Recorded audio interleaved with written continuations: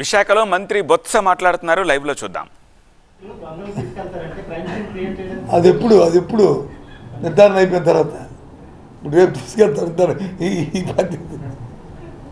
కేంద్రంలో కనుక బీజేపీ, రాష్ట్రంలో వైసీపీ కనుక అధికారంలో వస్తే కేంద్రం స్టీల్ ప్లాంట్ ప్రైవేటీకరణ మా వైసీపీ చేయడానికి వీల్లేదని అడ్డు పెట్టుకుని మా పోరాటం మేము చేస్తాం. ఏం చేస్తారు సార్ పోరాటం? ఏం చేస్తాం ఇప్పుడు కలిగి ఏం చేస్తాం, ఇంకా అంతకంటే ఎక్కువ చేస్తాం. ఇప్పుడు ముందుగానే వస్తాం, ఇది ఏం చేద్దాం, అప్పుడు స్థానికంగా మన పరిస్థితి బట్టి మా తాలూకు యాక్షన్ ఉంటుంది. సార్, జగన్ గారు గులకరాయి డ్రామాకు తెర తీశారు. నిన్న గాజువాకలో నాపై రాళ్ళు వేయించారు. ఆయన గులకరాయి వేయించుకొని ఇదంతా ఎన్నికల డ్రామా ఆడుతున్నారు. ఏ పేపర్ వచ్చింది? ఏ పేపర్ కాదు సార్, ఆయనే అదేనండి. అది పొన్ను అమ్మాయికి ఇచ్చిపోయి లేడీస్ ఫస్ట్. అదే పేపర్లో కూడా వచ్చిన ముందు ఈనాడులోను వచ్చింది కదా, దాంట్లో కదా.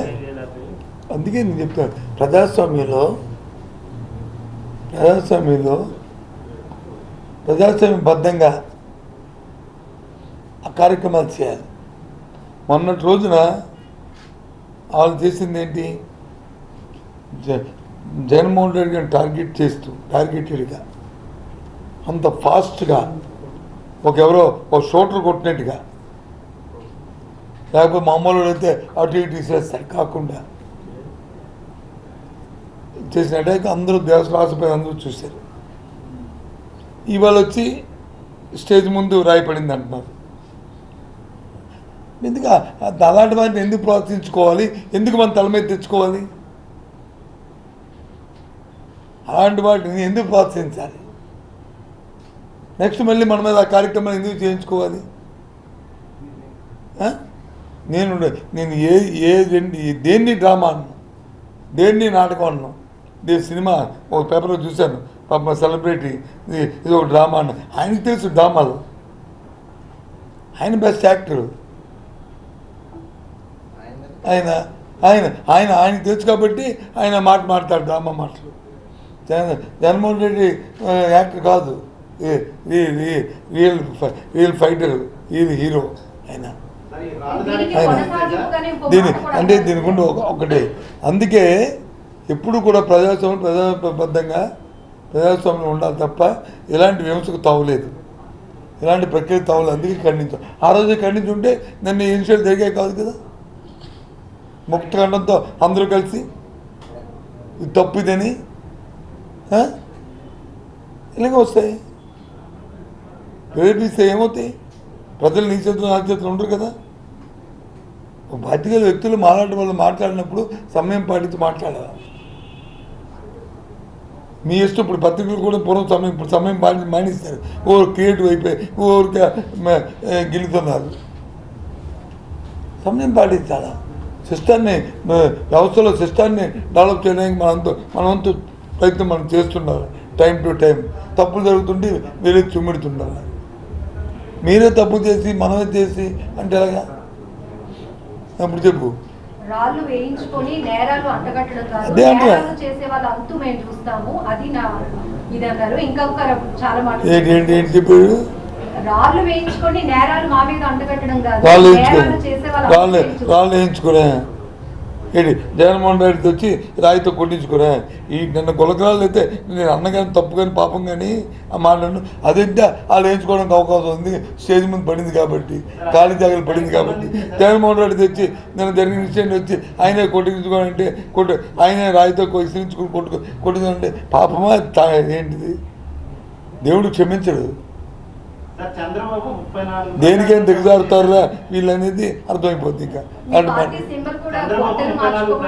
ప్రజాగరణ సభలు, బహిరంగ సభలు నిర్వహించాడు నిన్న గాజువాక 35. అలాగే వారాహి యాత్రలు కూడా చాలా జరిగాయి. కానీ వైఎస్ జగన్ మీద రాళ్ళ దాడి జరిగిన 24 గంటల్లోపు వీళ్ళ మీద దాడి జరిగిందంటే అది వాళ్ళు చిత్రీకరించుకున్నదా లేకుంటే? నేను ఏది కూడా ఎవరి మీద ఆపాదించను. కానీ జగన్మోహన్ రెడ్డి గారి మీద జరిగిన రాయితో కొట్టింది అది ప్రేరేపణ. ఎందుకంటే మన తాలూకా మాటలు, మన వేషం, మన భాష, మన క్రియేటివ్ అది ఉంటుంది. ఆ ముందు రోజే చంద్రబాబు నాయుడు తాలూకా భాష అది చాలా అబ్జెక్షనబుల్.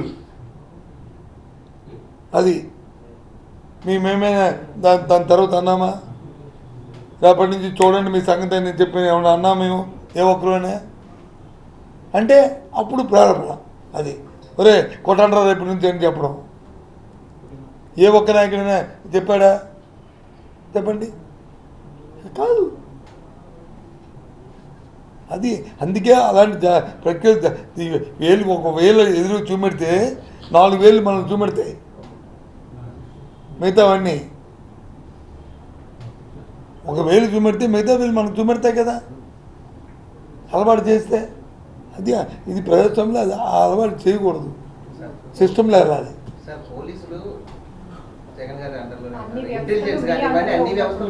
సరే నా మాట వింటారా? ఒక రాబరీ అయితే వ్యవస్థలోనే తప్పు తర్వాత పట్టుకుంటుంది. ఇంత లక్షలాది మంది దగ్గర వస్తున్నప్పుడు ఒకరిని వచ్చి నువ్వు మేనేజ్ చేసి ఒకరితో చేసి ఎలా పట్టుకుంటుంది వ్యవస్థ మధ్య? ఎక్కడ తర్వాత ఇప్పుడు కాకపోయినా రేపు ఎల్లుండు ఎక్కడో దగ్గర వాడు నోటు చదువుతాడు, వాడితో పాటు ఇంకోడెవడో ఉండుంటాడు, వాడు వీడు వీరుడిలాగా మేము చూసాం మేము దొరకలేదు వైట్ టూట్ అంటారు. అది అలా పొగతో పట్టుకుంటారు, మానరు.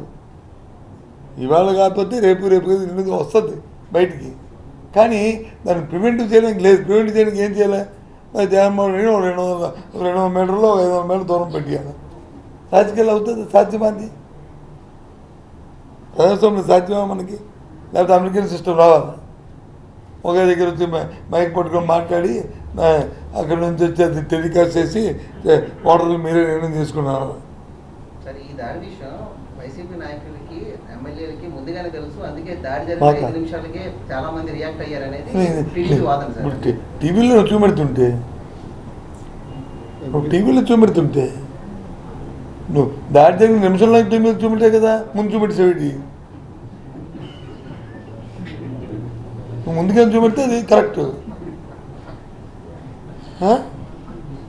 నువ్వు చూపెడుతుంటే ఇప్పుడు 1 నిమిషంలో అమెరికాలో ఏం జరుగుతుందో మనం తెలిసిపోతుంటే ఇజ్రాయెల్లో ఆ ఫైటింగ్ ఆ ఫైట్ జరుగుతుంటే 2 నిమిషాల్లో మీరు చూపెడుస్తుంటే మాకు మీరు రియాక్ట్ అయిపోవు. నువ్వు అందుకే నీకు పాలిస్ వాళ్ళు చెప్పాడు కావాలి, అందుకే నువ్వు ముందు వేస్తావంటే ఎలాగొద్ది చూపెడుతుంటే.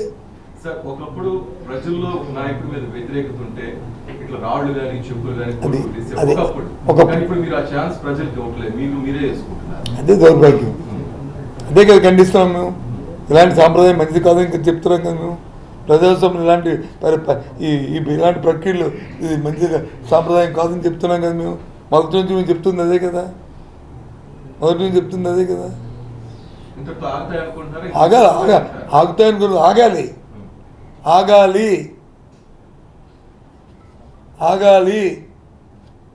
వ్యవస్థ మీద నమ్ముకున్నాడు ఏ వ్యక్తి అయినా సరే ఇలాంటి ప్రక్రియలను ప్రోత్సహించకూడదు. ఇంకా బ్లంట్గా మన వాడుక భాషలో చెప్పాలంటే, మన నాటు భాషలో చెప్పాలంటే అన్నం తిన్నోడు ఎవడో పని చేయకూడదు. అది భాష ఏమనుకోవద్దు. మా నాటు భాష వాడుక భాష అయితే అది ఆగాలి కదండి. తప్పు కదా, అది సాంప్రదాయం కాదు కదా. ఎవరైనా సరే జగన్మోహన్ రెడ్డికి దాడి జరిగితే ఆయనకు గాయం అయితే రాష్ట్రానికి గాయం అయిందా? వైసీపీ నాయకులు ఎందుకంత ఆడవిడి చేస్తున్నారని పవన్ కళ్యాణ్ ప్రశ్న. ఎస్, అవును. ఆయనకేం తెలుసు? ఆయన విలువల గురించి కానీ, వ్యవస్థ గురించి కానీ, సిస్టమ్ గురించి కానీ, గవర్నర్ ఆఫీస్ కానీ, ముఖ్యమంత్రి ఆఫీస్ కానీ, లేదు మంత్రుల ఆఫీస్ కానీ, లేదు చీఫ్ సెక్రటరీ కానీ, డీజీపీ కానీ, వ్యవస్థల గురించి తెలుసుకోవాలంటే అలా మాట్లాడదు.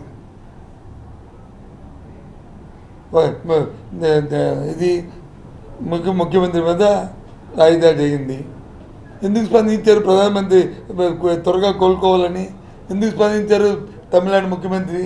ఎందుకు స్పందించారు మిగతా ముఖ్యమంత్రులు, మిగతా నాయకులు? దేనికో స్పందించారు. అది వ్యవస్థ. అది పార్టీలతో సంబంధాలు ఉండవు. వాడికి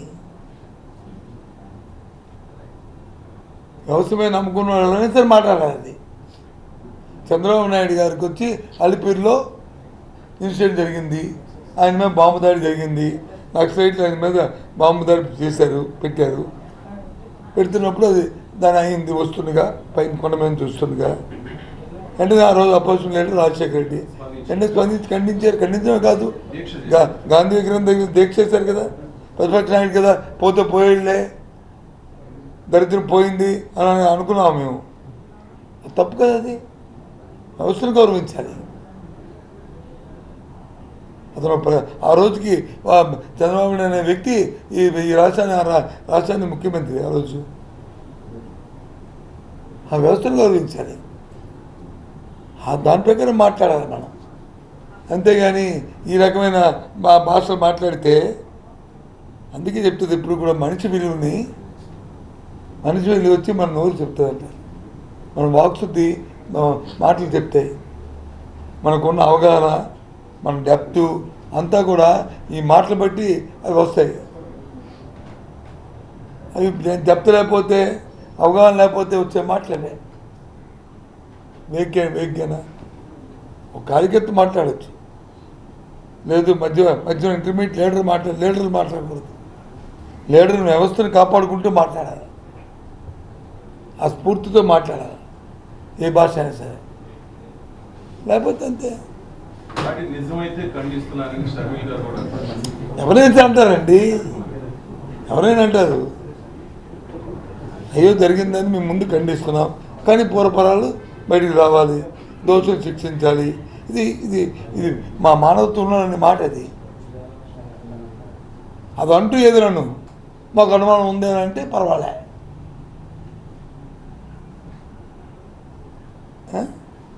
సరే, 5 ఏళ్లలో వైసీపీ నేర చరిత్ర కానీ కూల్చివేత పాలన చూస్తే ఫ్యాన్కి తుప్పు పట్టింది కాబట్టి గొడ్డలు గుర్తుగా మార్చుకోవాలని.